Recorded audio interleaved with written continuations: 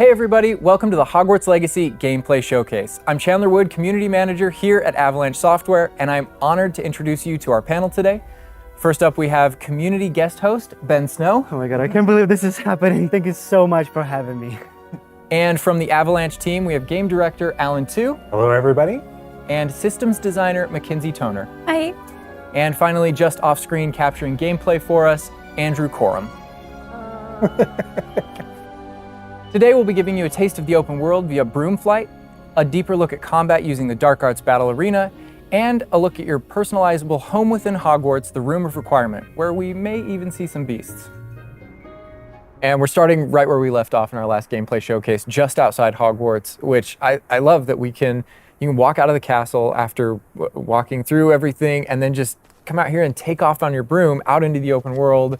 And Alan, I know that's something that you particularly like about Hogwarts Legacy too. Yeah, I'm a big fan of just being able to hop on the broom and go anywhere. There's something about kind of like the sensation of everything being open to you, and just I love the proximity that I can get to things. I love flying close to the ground, and I kind of wanted to talk about it just because I feel like the brooms are fun for me, not just because of all those feelings of exhilaration, but because they're not just I have a broom and it's done. I actually kind of like some of the mechanics in it. So you see in the lower right there's a meter there, and occasionally as Andrew's kind of flying up or flying down, you might notice it draining or not. And this isn't the present day where all the broom technology is well known and advanced and everything that we know and love. This is an earlier time where they're still trying to figure out, we're not at the 3000 yet, we're at the 11. So. Oh my goodness, I'm just so speechless right now because this is just so beautiful. The world just looks so,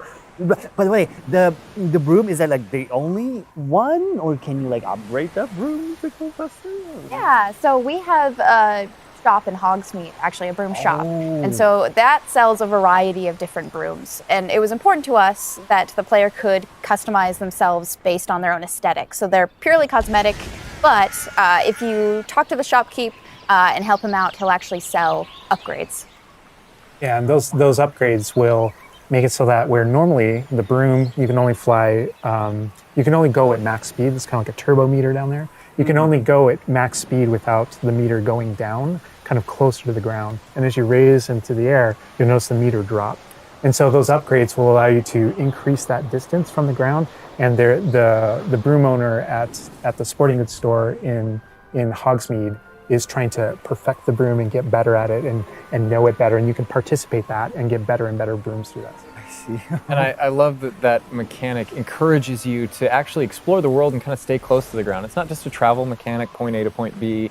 You're not just flying high over everything, although it is beautiful, something I really love doing, but as well, there's lots to explore on the ground, and so kind of keeping you down at the ground level. And to me, it feels like it's got this kind of surfing vibe over the... Oh my god, like I'm just like, I want to snatch the controller from Andrew right now because I want to go to the mountaintop, I'm going to the forest, and to that hamlet, or, I don't know if that's how it's called. I think that's what it is. No, it's awesome. We're actually gonna land here, and I feel like that you call it a hamlet is just perfect, just because that's what we refer to it as. And so we all know from lore that Hogsmeade is the only all-wizarding village within Britain, but we wanted other opportunities to kind of meet other characters out here and to kind of populate the landscape, so it's not just kind of barren as you leave out this direction and that direction. And so we just imagine these different dwellings, these different smaller locations that wizards might live in out in the Scottish Highlands. And so it's those... And so we refer to those as hamlets, and they're opportunities to learn those wizard stories, how those different locations have kind of like learned to live, what their relationships are with characters at Hogsmeade and Hogwarts. And so they're both quest opportunities out here and a chance to kind of get to know more of the area, even beyond Hogwarts and Hogsmeade that we've already experienced. And you'll also notice on the mini-map, like lots of little icons, and each one of those represent gameplay in the hamlets that you can participate in, whether it's a vendor or different puzzles and challenges or different secrets that exist. Each one of those icons are different opportunities for gameplay. And you'll notice that same thing as we venture out into the open world as well. So when you go out into the open world and you see those icons, whether they're on the mini-map or on your map or off in the distance, those things are opportunities to say, like, I want to increase my inventory capacity. They're puzzles left behind by old wizards, that you can solve that actually grant you those. If you see ruins off in the distance and you visit them, you might find opportunities to actually expand and learn about your ancient magic. And as you kind of encounter different enemies dotted on the landscape, sometimes those characters, poachers or dark wizards, might be hoarding different magical resources that are valuable to you as you're playing the game. So each one has kind of like a way to connect to our gameplay loops and provide different opportunities that just kind of reward you for poking around. I mean, I right away want to just cover all of those points on the map, just by going over there. Well, we've flown on a broom already, but there is something that we haven't done so far, and that is getting on our flying mount. We're going to hop on our Onyx Hippogriff here. The Onyx Hippogriff is our pre-order bonus. Oh my god, there he just like pops out of the back. Oh wait, you can use it as a horsey? I mean, a horse? I mean, that is a horse? Yeah, as a hippogriff, you can totally ride it like a ground mount, and you can lift off into the air. And we tried to make sure that each of those interactions, so the broom's really good at reaching that top speed, at kind of traveling the world as quickly as possible, but sometimes it's really nice to get on the hippogriff because of that ground speed or those transitions, and sometimes it just feels amazing just to be riding around on a hippogriff. Look at it. Yeah, it really is kind of like, I don't know, it's a great feeling being on it, and it's a great feeling managing those transitions, kind of going from run to fly and just being able to go wherever you want. And we tried to make sure that each one of these things that you can interact with have a unique identity and a reason for being. And oh my god, like I see like different like areas, like a swampy area. By the way, can you go to like entire map anywhere you go? Or there are regions that are like locked from you? Yeah, as soon as you, there's kind of a moment where the world kind of opens up to you outside of Hogwarts as a student, and right from that moment, early on in the game, you can go wherever you want. And so you might find more difficult challenges in different areas, and you'll see different spots as Andrew's moving around, like you mentioned, the swamp.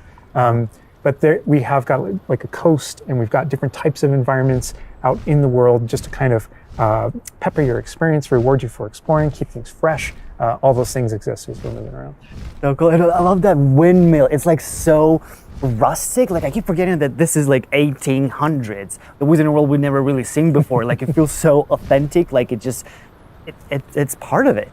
Yeah, I love this vista too, and I'm gonna have Andrew stop here. We're gonna use a bit of dev magic to change the seasons. Actually, I want you to see what this world looks like covered in snow. Yes, yes, yes, please. I love snow. That's all I want. Wrong wavy. Oh my god, this is so beautiful. Oh my goodness. This is so pretty. Okay, it looks so realistic. Oh my god, it changes the landscape like completely. Oh my god, does it have like actual like gameplay impact, like impact on the gameplay, or does it like it's just the weather of Scotland? Yeah, we really use it as a narrative marker through the game. So as you're progressing through your main storyline, it was important for us to kind of like have those moments that kind of felt like when you're reading the books or watching the movies where, you'll see kind of like the title card, winter, and now the landscape has changed, and you're really feeling that passage of time while you're a student, going through your year at Hogwarts. And I think we wanted to duplicate that. And for me, it's really fun that it's not just on the outside, which I agree, I think it looks really beautiful, but within the school as well. So there are moments like when it reaches certain holidays or things like that, where Hogsmeade reacts to holidays and the school reacts to holidays, and you see the decorations around those environments change. That really helped just kind of make me feel like I'm there. Right. Yeah. And it's not just for the seasons, those kind of vibe things. Like we have a day-night cycle, and that day-night cycle, even though similarly, like it's largely about vibe, when you go into Hogsmeade in the evening, there's less characters there. Around the school, you'll notice it kind of dies down and quiets down just when there's just candlelight and students kind of like as you're walking through the halls. But in that day-night cycle is where we've kind of placed a few items where, whether or not you can collect them or whether or not you can interact with them that are a little bit restricted by the day-night cycle. And I love Andrew's flying up here, really high up on the hippogriff.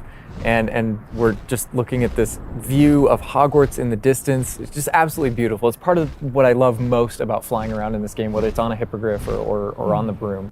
No, I mean, you talk about going anywhere and things that you can see in the distance, and that's one of I still can't get over, like, no matter, I played this so much, but I still can't get over the fact that I can see Hogwarts out there, and there's just something beautiful about knowing that all of the things inside of it, the classrooms, the students, the professors, all the places I can go, I can just fly my hippogriff, land in the courtyard, enter the front doors, and just walk, to the library, to class, or to greenhouse, or to my common room, that it's all contiguous and just kind of like one space is still exciting to me after all this I mean, time. I'm just I'm speechless right now. It's just absolutely beautiful. It's just, oh my God. As much as we want to spend a lot more time out here just flying around, experiencing the world, I think this is a great opportunity to switch over to combat. And last time we gave you kind of an intro to combat. This time we're going to really go a lot more of a deep dive on using the Dark Arts Battle Arena, which is part of our deluxe edition. All right, Andrew's got us in the Forbidden Forest, which is where the Dark Arts Battle Arena is. Which is part of the Deluxe and Digital Deluxe Edition. I love the way that the Dark Arts Battle Arena is actually part of the world. It's integrated into the world, so your experience is more immersive than just choosing an option from the main menu of the game or something like that. Reason to go to the Forbidden Forest. Exactly. There are many reasons to go to the Forbidden Forest, but he's also wearing the Dark Arts cosmetic set, and here he's pulling out the Thestral, which is part of that Dark Arts pack from the Deluxe and Digital Deluxe Edition. So we're going full Dark Arts here. That's good. That's what I like doing. But I like this battle arena. It is a great place to show off really combat in a big way, because it unlocks some interesting abilities for you and allows you to really play around with combat in a deep way. And is this like the only arena like this in the game where you can like practice? Yeah, so in the base game we have 2 combat arenas normally, and so everyone has access to those. And each of the combat arenas are an opportunity to kind of just go through a difficult combat challenge, fight through multiple waves in order to earn a different cosmetic for your character and add that to your collection. In the case of that's no different than the Dark Arts Battle Arena. That's also true, the combat arena. But one of the things that we're excited about in the Dark Arts Battle Arena that people can do is you come in preloaded with different abilities. So the unforgivable curses are something that everyone's going to have access to through the base game and going to be able to earn, and they can make choices in order to kind of like add that to their repertoire, and they can also commit to that down with certain talents and things like that. When you play the Dark Arts Combat Arena, you actually have access to all those things as kind of like a way to test them all. And so it's a chance to kind of like tour and play with the Dark Arts and decide whether or not that is a path that you kind of want to go down. But yeah, everyone has the same ability to explore the Dark Arts. This is just kind of like a way of previewing. And again, a great place for us to show off combat in general. So I think we're gonna jump in here. Andrew's gonna start battling, and we can start talking about everything you're seeing on the screen. All right. Whoa, they just about the cadavers right away. Oh my God. We're starting off strong. Oh my God. Was that Sergio? Oh my God. That's so cool. Yeah, so that you'll notice right away, like when we used Avada Kedavra, that guy's health bar went from instant to 0, and we really are trying to honor the way Avada Kedavra works in the game, even in some pretty extreme situations.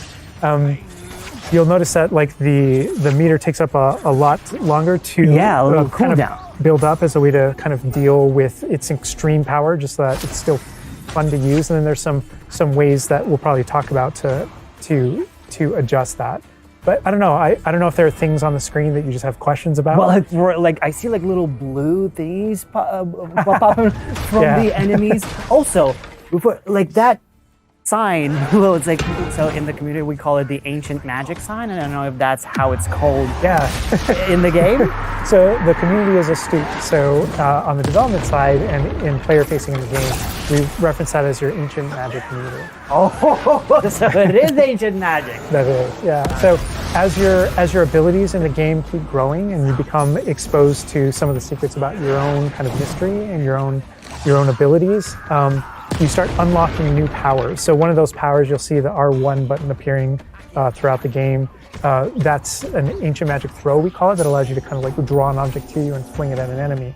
Okay. But whenever you see the R1 or the L1 plus R1 appear over somebody's head, that's an ability to cast a very devastating and powerful ancient magic spell to do a ton of damage against the character. I see. And the way that manifests itself depends on the type of enemy that you're fighting. And you'll see a wide variety of enemies in here that are pressuring the player in different ways. You'll notice there's abilities that kind of bubble up under the player as he's fighting that force him to move. And there's different ways that we want the player to kind of move around on the battlefield. And that's actually a good link to the ancient magic meter in general. And the reason why I say that is because as you're doing different things in combat, you're portegoing and you're doing different abilities and you can kind of spectate with your talents, there are different ways to get that meter to build faster and faster. But one of the most effective base ways to build up that meter fast, that way you can launch these devastating attacks whenever you want to, is to actually perform combos. So you see that combo appearing, and it's almost like your emotions are building up, and then basically that builds up enough that you can attack someone. But as the combo meter builds up, at some point you strike someone and a piece of their magic kind of falls out of them. You'll see these blue orbs in the game world, and there's something that only you can see in the narrative, in the world.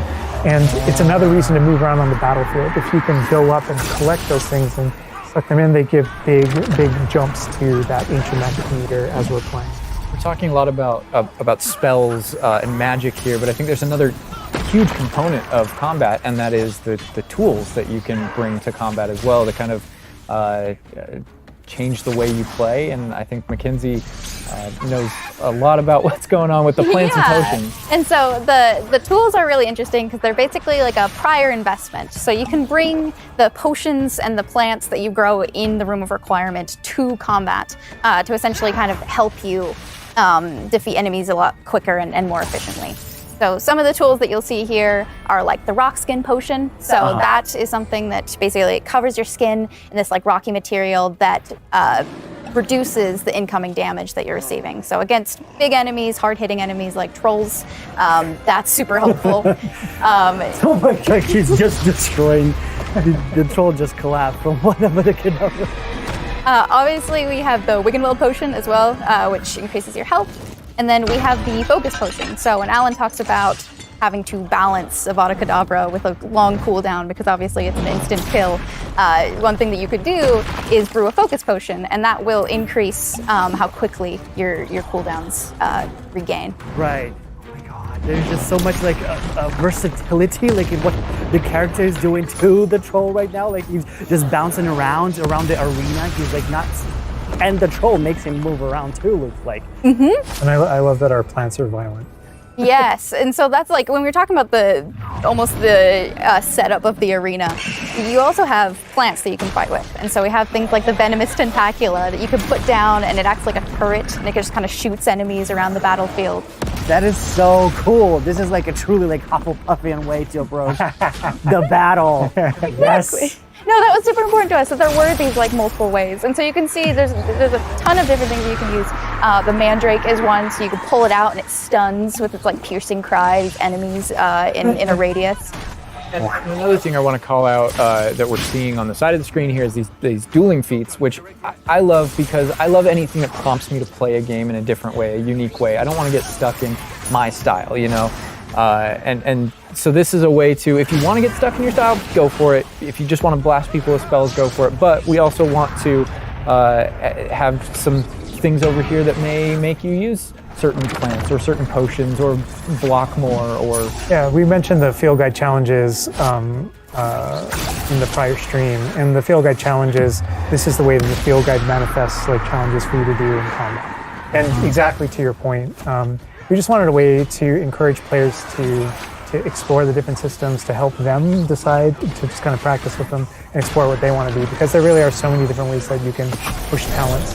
When you see the green X's on characters, that's right. And that's kind of through your talents you can unlock this kind of cursing mechanic that sort of like links the fates of these different characters on the battlefield. That way, as you get as you're cursing different characters, they all begin sharing damage, and so we have things like Avada Kedavra, which is the insta-kill, but if you curse everyone before you insta-kill this one guy, they can all drop dead for that kind of ultimate Voldemort fantasy. And so, Oh my god. there are dark arts fantasies. There's fantasies about being more of a defense against the dark arts characters, things like that misty step that you see occasionally being used on the battlefield. And we can also spec into our potions and plants to make them more powerful and more efficacious. So it's all about which type of player you feel like you are and whether or not you want to play with prep, on the fly, or with deliberation, and those are all different options. That is so cool because like it's like I see so much like going on the screen, just so much complexity, and I want to just try it myself, like which style works best. I mean, I feel like it's the dark arts is going to be the easiest route, but that ancient magic, to be honest, feels like much more powerful than just the dark arts. Yeah. To be fair. And speaking of plants and potions, we're going to be putting the dark arts away, put those unforgivable curses away, and heading to the Room of Requirement, which is your home within Hogwarts, a personalizable space that actually has some utility as well, where you get to brew things and grow things and also care for some beasts. All right, Andrew's got us in the Room of Requirement, wearing, we kind of went casual mode on the outfit here, wearing a nice jumper. And I think that's a good jumping off point for the personalization of the space as well. Not just your character and the visuals of your character, but actually this space is a place that you can make your own. Yeah, it was super important to us that this space really did feel like your reflection as a wizard. So you can change the architecture in here. What? Different themes throughout, starkly different themes, to really just hammer home that this is yours. Oh my god, what? This is beautiful. We never expected that to be. Oh my god. That's the thing, is not only can you change the architecture here, but you can actually conjure little objects into this space, as you can see. So there's like statues that you can do, and ornaments and tables and rugs and just a bunch of little things that really flesh out the space and bring it to life. Oh my goodness, because like we had an idea that those places where you brew stuff, that's where you can change, but you can do all of this. Where do you even get this stuff? Like there's a furniture store? Yeah, so we call them conjurations. And the conjuration recipes can be purchased at Tomes and Scrolls in Hogsmeade. But also as you engage in different types of gameplay throughout the world, you'll be rewarded with different objects. That's so cool. And you change color? You can change the color, you can change the size of it, and you can place it basically anywhere. Oh my god, it's so tiny. It's like for Baby Niffler. And I love how the system too is designed. It's not mechanical, it's immersive. And so you get the magical effect of conjuring it in, and you're actually doing this in the world as your character, but the way you've blended like that gameplay with the immersive design of personalizing the space. Oh my god, like, and I love the animation, how it like appears, you know, like it's not just like there, it's like it almost like it apparates. It is really quite beautiful, and that was the thing, is we wanted that to look really nice because the magic in the wizarding world is everywhere. It's physical, it's kinetic, and it's whimsical. We really wanted to nail that whimsy in this space. Another thing that I wanted to discuss is that not only can you like conjure things and you can change their look, but you can do that with the utility objects as well. So you can see that we have planting pots and potion stations, and you can change the look of those as well. And these are the areas where, as we had mentioned previously, you'll be growing your plants, you'll be brewing your potions. Right. So while you're also doing these like kind of nurturing based activities, this is also the space where you would bring your gear to be identified and gear to have like rates put on it, which I believe Alan can talk to. Oh. Yeah, we keep bringing up appearance and how it looks, and on a, like in the game you can look like anything you want to whenever you want to. But the player will be finding different types of gear, that we call it, as you progress through the game. And essentially, we just know that clothes and different items in the wizarding world can have different magical properties. And as you explore and as you adventure and as you defeat enemies, you're going to be finding different pieces of gear that have different abilities, and that can help you in your journey and are a major part of you kind of growing as a wizard and advancing as a wizard. Oh, and so there's a huge list. and not all the time, whenever you get a new piece of gear, you don't necessarily know exactly what it does. And so there is a station inside of the room of requirement that you can conjure. It's one of the first things you conjure, called an identification station, where you can actually bring that gear that you're uncertain about and learn what its abilities are. Right, yeah, that's so cool. And then as the space advances even further, and the space will eventually grow its own rooms, and you're going to get new recipes, like Mackenzie's talking about, all these different things keep expanding. And as it expands, eventually you're going to earn what we see here, which is called a loom. And when you set up a loom, it's an ability to essentially customize exactly which magical properties are on your gear and take any piece of gear and adjust its properties and to tweak what it does. And I mentioned earlier that you can make anything look like anything. The collection of appearances, we call it, or cosmetics, we've been referring to it in this stream. Those types of things you can use, and you can apply a look to any other look. So if you get a piece of gear, you put it on, you look like that, but you can change it to look like whatever you want. That's so cool. And like you can just put some ability to this sweater, but then you can just swap that ability. Yep, and appearances you can edit whenever you want in the gear screen. The loom is specifically about applying traits and applying larger upgrades that just kind of grant you greater statistical advantage or give you really specific abilities that blend in nicely with where you're trying to go with your combat fantasy or talents and things like that. Interesting. I'm just seeing that they're just like pumpkin fur, mooncalf fur. Where does that come from? Yeah, and so you'll notice that the ingredients that are used to add traits and to upgrade your gear are based around beasts. So this is where we get into the beast care section, which is inside this vivario. Kind of bigger space on the inside idea. And so you can see here we have a couple of beasts out. We have a graphorn and a mooncalf and a niffler and a kneasel as well. So quite a variety. Oh my God, he's just like a big puppy. They're so cute. Cuddling. Oh my God, they're together. Oh, that's so cute. They're adorable. And so part of beast care is petting them as well, but feeding them too. And so once you do those things, that's when they feel safe enough that they'll give you their magical ingredients. So mooncalf fur, niffler fur, etc. That can then be used in your gear. That is like so like intuitive because like that makes sense because when you touch the animals, you get some fur leftovers. That's so. Oh my God. Yeah, and we really want to hammer home the fact that this is like a home that you're making for them. So in the overland, you can find these beast dens and rescue these beasts. Part of doing so is brushing them and feeding them food as well, and to build that relationship with your beasts. In addition to be able to care for beasts, you can actually conjure things in this space as well. The house, the cottage. Yeah, right. And so we have like a lot of little ornaments in this area, and a lot of them are purely cosmetic, but they look really cool. Again, it's the personalization of this space. Oh my goodness, no, this is like, I'm gonna spend 8 hours just designing this whole area to personalize. This is like cool, it's like you have this little play area, like a personalized fish tank, so to say. Just for the creatures. I love it. Yeah, no, totally. And there's like a decoration aspect, but there's also, we were saying inside as well, is there's a utility aspect to it too. So as you progress in the game and you're able to purchase more conjurations, you're able to speed up your process. So one of them, for example, is the food processor, which allows for the beast in the space to automatically get feed, so you don't have to do it manually. And so you're really building the progression for yourself here. In addition, there's also a toy box where you can play with your beasts. You'll see here, yeah. So you can, there's a bunch of toys in it, and each beast has their own favorite toy. So as you can imagine, the mooncalf really likes the moon ball, or the kneasel, as like a little cat, really likes to chase the yarn ball as well. Right. And they're super cute. Oh my God. Watching them, it's so cute.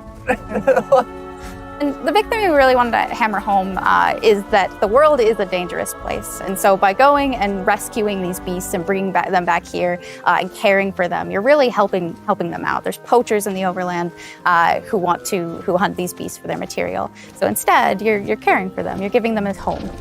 Right. Oh my God, this raphorn is just gigantic. But he looks like my dog. He looks like my dog right now, for sure. You could actually name them as well. So like your dog. So getting back into that personalization, you know, yeah, we didn't want you to just like throw in, oh, here's a Graphorn in here. Like, this can be named whatever Andrew's about to name them. Bruce. The good name. You know, we've created this really nice space, and you can get additional vivariums, correct? To different kind of aesthetics and looks to where you're keeping your beasts and caring for them. Progression is a big part of this space as well. So as you progress through the story, you will unlock more vivariums. So as you can see, this one's quite meadow themed, big, open, bright. But there's other ones, say like a swamp that you might encounter. And it's really a visual effect to and more space for your beast. Oh, so it's like those, so when we're inside the room requirement, there's like on the left, there's that moon glow from one entrance and then some shrubbery going on the right. Is that what you're talking about? Yep, that's exactly it. Ah, oh, you put trees in here too. Oh my goodness. And another thing with the beast care that I think is great, you know, tying back to this same kind of thing that you did with like the broom, where the broom is not just a method of travel, it's actually built in and integrated into the world. In the same way, like beast care isn't just this added element. You're not just throwing it on top. There's really this like narrative and integration to everything connects. So as you progress through the missions, you'll expand the space. As you earn resources, you'll go into Hogsmeade and use them to unlock the gameplay here and unlock new conjurations and different things to play around with. In the open world, it's in those different environments, like the different combat and conflicts and bandit camps and different things like that exist in the overland. Those things are what hold recipes that exist in the loom. So all these things have a way of connecting. Moonstone that you find out in the world is the resource that we use to conjure everything that's found throughout the world. Forageables are used for recipes. So really everything's like a cycle and keeps you coming back. But even with the story that's being told too, I think people know who Poppy is and that she has a particular affinity for beasts. Yeah, I mean, I think everything we're seeing here, you know, you're going to be venturing out into the world, and this is just kind of the tip of the iceberg, even of kind of like your interactions with beasts in that narrative. So, you know, you bringing up Poppy, there are more kind of mysteries to discover and things to discover out in the world that have to do with her and that have to do with caring for beasts. And so different characters have their own stuff that just kind of make this all just kind of like the beginning of your journey. Well, we could spend hours in here, but we're going to have to end the stream now. What do you think about what you've seen today? I mean, I'm just so blown away by how beautiful it looks. The open world seems so detailed and there's so many things to do, and like the combat, we're gonna spend like 2 weeks or more just breaking it down by pieces. There's just so much to this world. Like, I'm so happy you guys did this overall gameplay. And that's just the tip of the iceberg. We've got more for you to discover and find on your own. Thank you so much for being here. Thank you for watching. Hogwarts Legacy is available for pre-order now. It releases February 10th with 72-hour early access for owners of the Collector's, Deluxe, and Digital Deluxe Edition. We're going to wrap things up, but first we've got a little surprise for you. Bye!